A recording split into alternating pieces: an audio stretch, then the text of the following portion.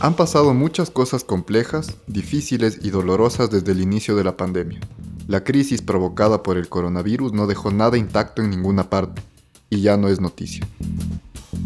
Cuando empecé con esta investigación y con el desarrollo de estos videos, me propuse explicar cómo esa crisis estaba afectando al sector artístico y cultural ecuatoriano. Para ello, quería explicar las noticias como evidencias de un conflicto. El sistema socioeconómico en que vivimos contra las personas que, como yo, pretendemos pagar nuestro techo y nuestra comida haciendo arte o trabajo cultural. ¡Apuesta que muy vivo! ¡Muy vivo! ¡Puta, cuidado conmigo, no! ¡Cuidado! Pero me estanqué y las noticias me sobrepasaron. Tantas y tan malas. Tuve que anteponer mi supervivencia a leer el periódico o ver el noticiero. Los hechos dejaron de ser novedades. Se convirtieron en el zumbido del sistema colapsando y el vacío de su desenlace. Después de todo, estamos viviendo el último capítulo de una historia que se extiende mucho más allá de la actualidad. El arte y la cultura viven una crisis continua y constante en Ecuador. Pero aterricemos nuevamente en el tiempo reciente. Creo que vale hablar de los siguientes sucesos en este orden.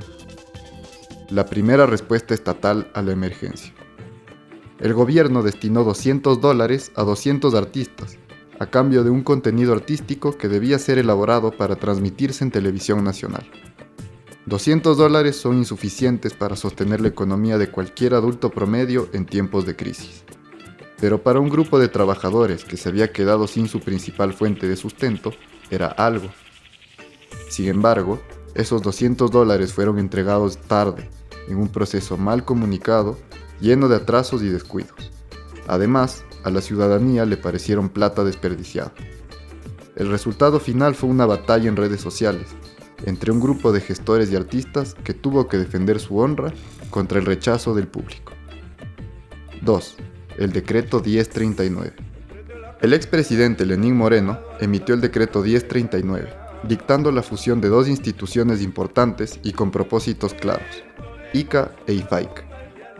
Un antecedente importante es que ambas fueron resultado de un proceso que se atribuye al esfuerzo de décadas de un grupo de gestores y gestoras del cine.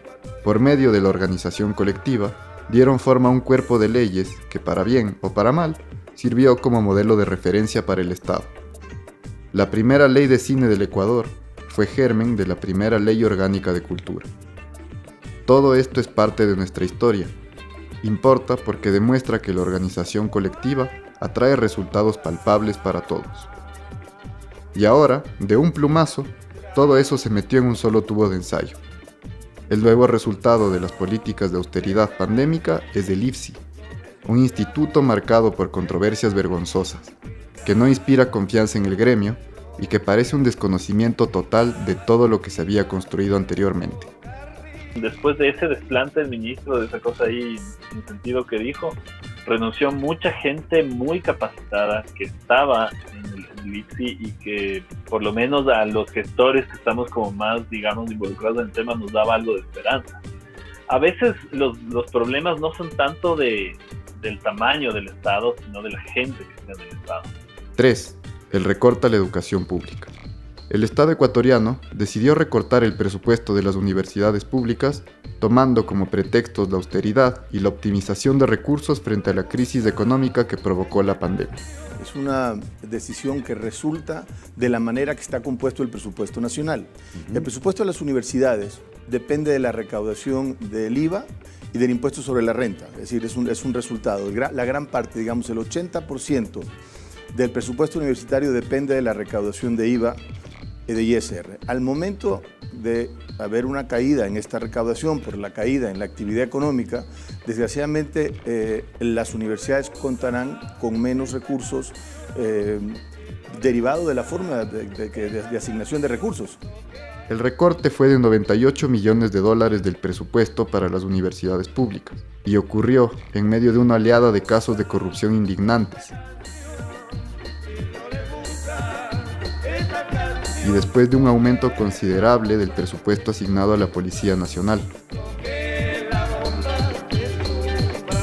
El ahorro no se hace mezquinando derechos humanos básicos. Este hecho es indignante e inconstitucional. hace pensar que lejos de garantizar nuestro bienestar, el poder político en este país tiene que ver con acumular riquezas por la fuerza o por medio de lo ilícito. Hasta hace poco, yo era estudiante en este país, y me ha dolido regresar a ver y notar que mi experiencia fue un privilegio. Por eso me preocupa mucho esta última coyuntura.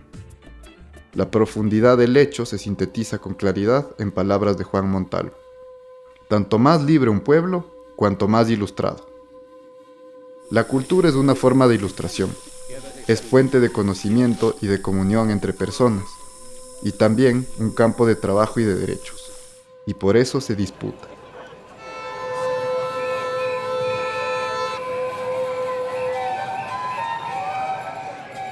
La cultura hace parte de una hegemonía. Aquellas prácticas naturalizadas, comportamientos, las relaciones sociales que, por ejemplo, están súper arraigadas culturalmente, pero no lo que te decía, no lo leemos como cultural, ¿no?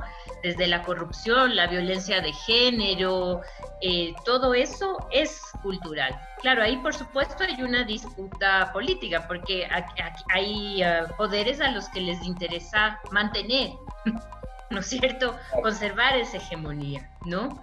La cultura lo compone todo el resto de acciones cotidianas que hacemos.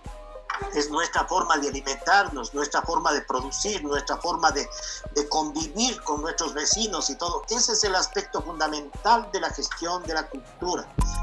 Entre las prácticas cotidianas de la cultura está el arte, que en su forma más ruda se trata de un gesto comunicativo. Es, como dice un filósofo que citaré de nuevo más adelante, el intento de expresar el infinito sobre un soporte finito. Y eso tiene un poder enorme, puede dar forma a la realidad. Es por eso que debería importarnos. A los poderes de turno claramente les ha importado poco. Será desconocimiento o apatía. A los actores del juego, es decir, artistas, gestores y afines, nos queda mucho trabajo por delante. La importancia de la educación pública en artes tiene que ver con el hecho de que ya no sea un privilegio la posibilidad de poder estudiar artes, sino que ya sea algo que sea accesible para todos, para todas. O sea, se trata de no solamente hacer pública la educación, sino hacer público el conocimiento y las artes. La universidad tiene esta cosa valiosa y hermosa, que es que esto de la educación no se limita a las aulas ni a las clases, sino a la gente con la que estás interactuando. O sea, yo aprendí mucho de mis compañeros, o sea, aprendí tanto en clases como con ellos, sobre todo la gente con la que más me vinculé. Es gente bien inteligente y que viene como de entornos en los que saben, o sea, que muchos son la primera persona de su familia extendida que se gradúa de la universidad. Lo valioso de la experiencia que tuve y lo hermoso que fue, y como que lo importante de la universidad pública y de la educación pública en general, y como que y un proyecto como MIU de las artes, así es como que hay que cuidar esas cosas y exigir que funcionen bien, no dejar que se vuelvan como estas como salas de corrupción. En el presente, la UArtes es la institución pública de educación en artes más visible del país. Su existencia es beneficiosa, pero no está libre de defectos. La historia la sabemos todos, ¿no? O sea, por primera vez se hacen estas cosas, nunca antes, ahora tenemos eso, pero se quedaba en eso, es un discurso súper vacío, ¿no? Que yo creo que el gobierno anterior y los funcionarios del gobierno anterior se lo conocían de memoria y lo usaban hasta el cansancio. Sí, no, es como todo a lo grande, rimbombante, muy, ¿no? Y de forma muy aislada. Porque hay proyectos pedagógicos que siempre han estado funcionando, hay artistas que todo el tiempo han estado trabajando sin universidades. Ahora pienso, ¿no? Tanta gente, los estudiantes graduados y cuál es el mercado laboral, ¿no? O sea, porque justamente el espacio artístico lo componen más agentes que los que creemos, ¿no? Que el artista y su obra. O sea, hay una cantidad de agentes que hacen que eso sea posible y son a los que todavía siguen sin atenderse, ¿no? Y además, vale mencionar que la precede un historial de instituciones y facultades de artes de mucha importancia.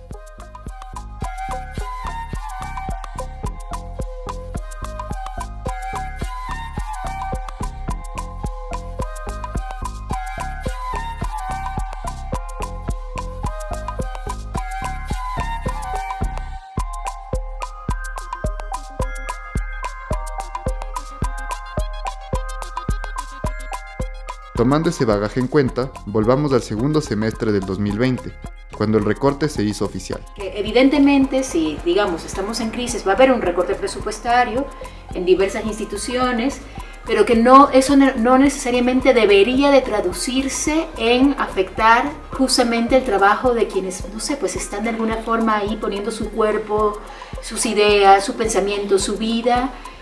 No es solo un problema de recursos, o sea, ya es muy grave que se recorte sin previo aviso, sin planificación, a pocos días de empezar un semestre, pero no es solo eso, es también el hecho de establecer normas que son absolutamente absurdas, inaplicables, que más se parecen a un boicot que a una regulación de las formas de dar clases.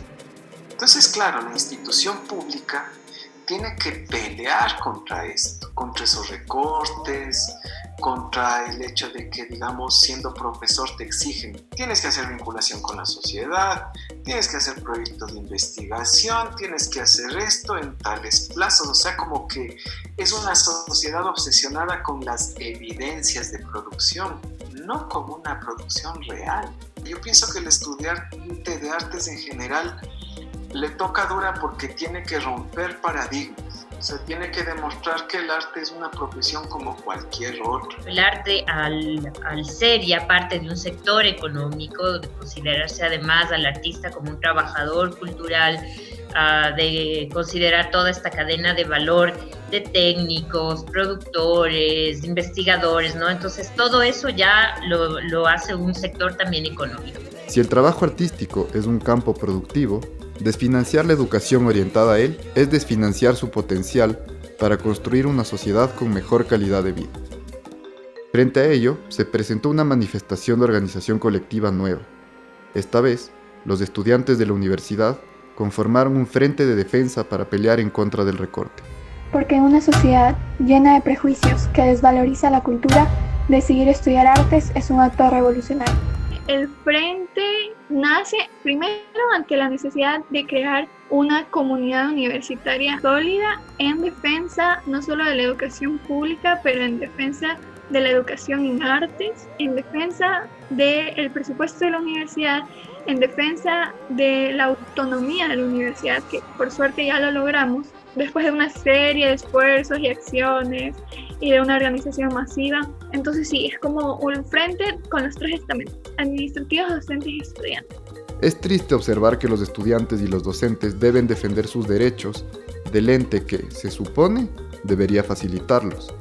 Sin embargo, es loable que sepan responder ante su porción de la crisis sin quedarse de brazos cruzados, organizándose y resistiendo.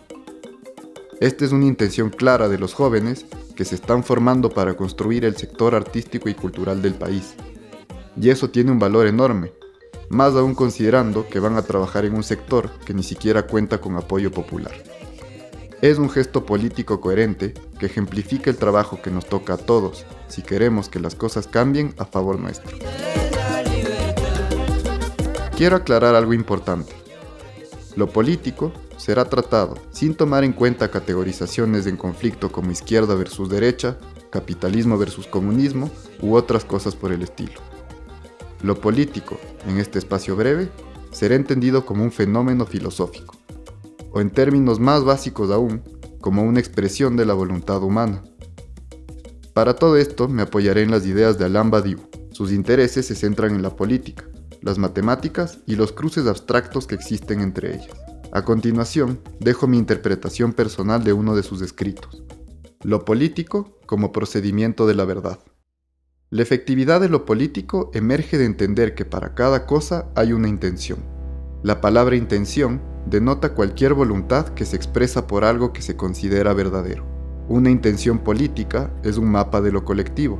Su voluntad pretende reflejar la voluntad del todo, esto es, la colectividad como marca de nacimiento. Si pensáramos en lo político como una serie de secuencias matemáticas, un algoritmo, si se quiere, podríamos decir que su numeración parte del infinito como primer dígito. Los algoritmos sirven para moldear el estado de las cosas. Cada situación admite un estado, que es lo mismo que la forma en que la suma de sus partes se percibe hacia el exterior. La clave de todo esto está en que si nos importara más entender y modificar el funcionamiento del algoritmo, podríamos moldear la realidad a nuestro favor, desde lo político. Y esto se podría resumir en nuestra capacidad para generar encuentros. Los encuentros, dice Badiou, son una parte por el todo de la naturaleza colectiva de lo político.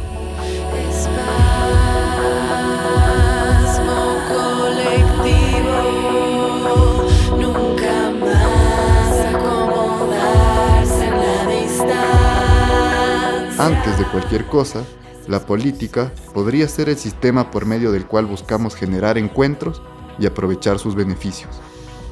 Ese sistema se alimenta de todas nuestras intenciones individuales, y toda intención individual que apunta al bien común es válida. El arte y la cultura nos alumbran el camino entre las sombras. La mejor forma de hacer que ese poder se expanda es pensando en colectivo. No es trabajo fácil, pero hay que hacerlo. Afortunadamente hay muchos puntos de partida y formas diferentes de encararlo. La llave para salir de la crisis se encuentra entre las raíces del mismo acertijo. Si tú quieres realmente lograr algo, sigo pensando que no se puede apostar por agendas exclusivamente gremiales. Yo entiendo que los músicos necesitan una cosa, que los del cine necesitan otra cosa, que los de las artes visuales, que los comunitarios otras cosas, ¿no? Son demandas muy específicas, sí. Pero yo creo que hay problemas que no son comunes, ¿no? Y que también nos conectan con otras luchas sociales. Nosotros trabajamos siempre desde la crisis, siempre lo que está sucediendo socialmente va a afectar a las artes. Pero por suerte el arte tiene esta capacidad de también poder afectar socialmente. El arte es político. El arte que no es político, ese sí es decorativo. Ser político es estar pendiente del otro, estar pendiente de la compañera, del compañero, de las necesidades de tus pares. Estar consciente de que hay gente que tiene más privilegios que tú y que hay gente que tiene menos privilegios que tú. Entonces estar consciente de que necesitas buscar o al menos anhelar que exista un Estado equitativo, que existan los mismos derechos para todos y para todas. Nosotros queremos hacer las cosas más bien rápido y no es muy probable, loco, que el cambio suceda en tiempos cortos, pero me parece importante que esté vivo y que siempre esté dando energía, que estamos, como ves, esto es un juego de vida para seguir adelante, loco. Creo que el arte siempre va a mantener esa esencia de visibilizar lo que no siempre es visible para todos y de generar diferentes conversaciones y audiencias para poder también plantear desde soluciones hasta desahogos. El arte nos puede dar nuevas visiones de todo, ¿no? Visiones para reflexionar sobre nosotros como sociedad. O puede darnos simplemente un besito en la frente, como una risa o una alegría. O un buen momento, ¿me cachas? Para mí lo importante en la vida son pequeños momentos de felicidad y el arte produce eso.